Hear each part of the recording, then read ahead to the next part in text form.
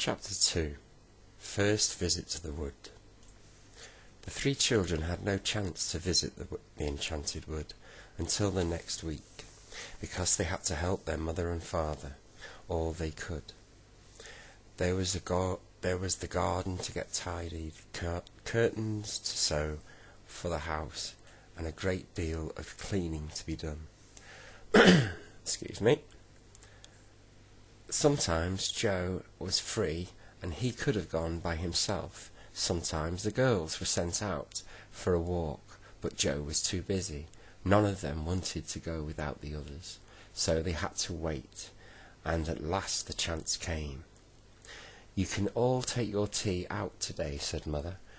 "You've worked well, all of you, and you deserve a picnic. I'll cook you some sandwiches, and you can take a bottle of milk." "We'll go to the wood," whispered Bessie to the others. With excited faces and beating hearts, they helped their mother to pack their tea in a big basket. They set off. There was a small gate at the bottom of their garden, which led to the overgrown lane running by the wood. They unleashed the gate and stood in the lane. They could see the trees in the wood and hear them talking, their strange tree talk. Whish, whish, whish, whish, whish, whish. "I feel as if there's adventure about," said Joe. "Come on, over the ditch we go, and into the enchanted wood." One by one the children jumped over the narrow ditch that stood beneath the tree and peered about.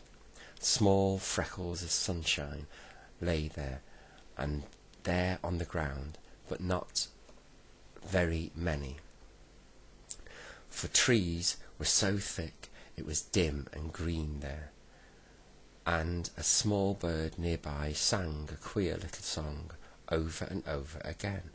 "It's real, it's magic," said Fanny suddenly. "I can feel magic about somewhere."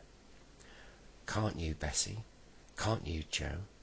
"Yes," said the others, and their eyes shone with excitement. "Come on." They went down the little green path and looked as if they went down the little green path that looked as if it had been made by rabbits. It was so small and narrow. "Don't let's go too far," said Joe. We had better wait until we know the path a little better before we go deep into the wood. Look about for good places to sit down, and we can have our sandwiches, girls." "I can see some wild strawberries," cried Bessie, and she knelt down and pressed back some pretty leaves, showing the others deep red strawberries below. "Let's pick some and have them for tea too," said Fanny. So they picked hard and soon had enough to make a fine meal. "Let's sit down under the old oak tree over there," said Joe. "It's all soft moss beneath it. It will be like sitting on a green velvet cushion." So they sat down and undid their sandwiches. Soon they were munching away happily, listening to the dark green leaves overhead saying "wisha wisha, wisha wisha" all the time. And it was whilst they were in the middle of their tea that they saw a very peculiar thing. Fanny noticed it first. Not far off, a clear piece of soft grass. As Fanny looked, she noticed bumps appearing on it. She stared in surprise. The bumps grew. The earth rose up and broke into about 6 places. "Look," said Fanny, in a low voice, pointing to the piece of grass. "What's happening over there?" All three watched in silence as they saw what it was. 6 big toadstools were growing quickly up from the ground, pushing their way through and raising up steadily. "I've never seen that happen before," said Joe in astonishment. "Shh," said Bessie. "Don't make a noise. I can hear footsteps." The others listened. Sure enough, they heard the sound of pattering feet and little high voices. "Let's get quickly behind this bush," said Bessie suddenly. "Whoever it is coming will be frightened if they see us. There's magic happening here, and we want to see it." They scrambled up and crept quietly behind the thick bush, taking their basket with them. They hid just in time, for as Bessie settled down and parted the leaves in the bush to peep through, there came a troop of small men with long beards, almost reaching the ground. "Brownies," whispered Joe. The brownies went to the toadstools and sat down on them. They were holding a meeting. One of them had a bag with him, which he put down behind the toadstool. The children could not hear what was being said, but they heard the sound of the chattering voices, and caught one or two words. Suddenly Joe nudged Bessie and Fanny. He had seen something else. The girls saw it too. An ugly gnome-like fellow was creeping up silently behind the meeting on the toadstools. None of the brownies saw him or heard him. "He's after that bag," whispered Joe. And so he was. He reached out a long arm. His bony fingers closed on the bag. He began to draw it away under a bush.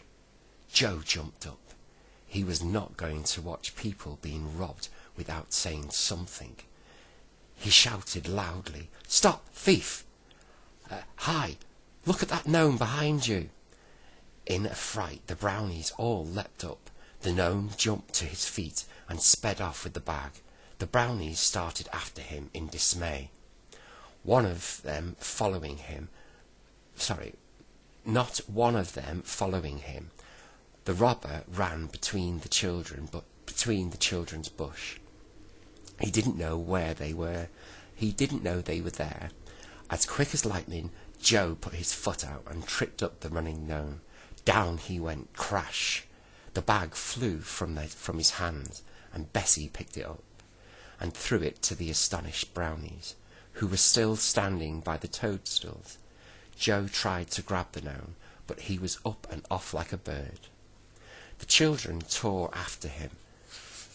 In between the trees they went, dodging here and there, and at last they saw the gnome leap up into a low branch of a great tree and pull himself into the leaves. The children sank down at the bottom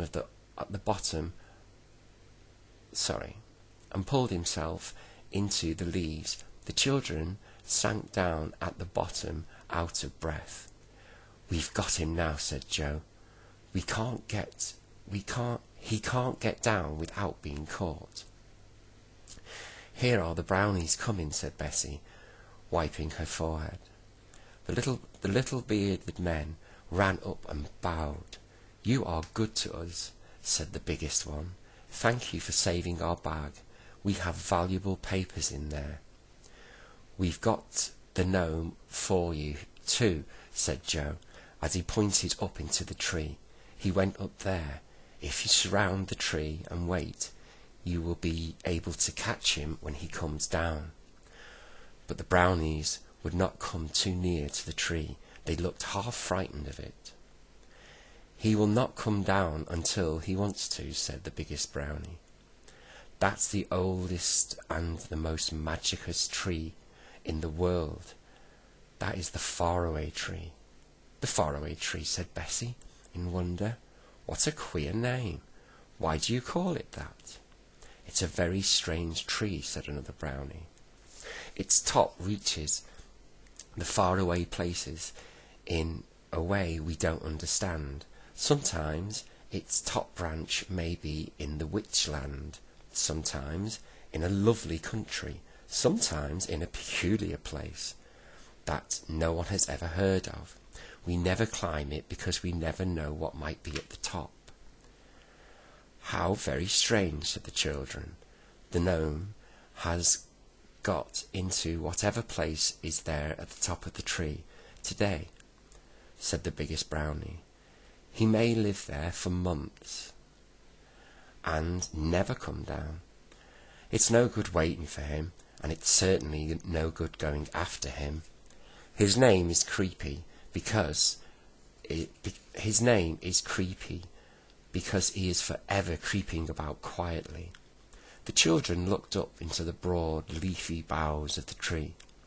They felt a tremendously excitement overcome. The faraway tree in the enchanted wood. Oh, what magic there seems to be in this very name. "If only we could climb up," said Joe longingly. "You must never do that," said the brownies at once. "It's dangerous. We must go now, but we do thank you for your help.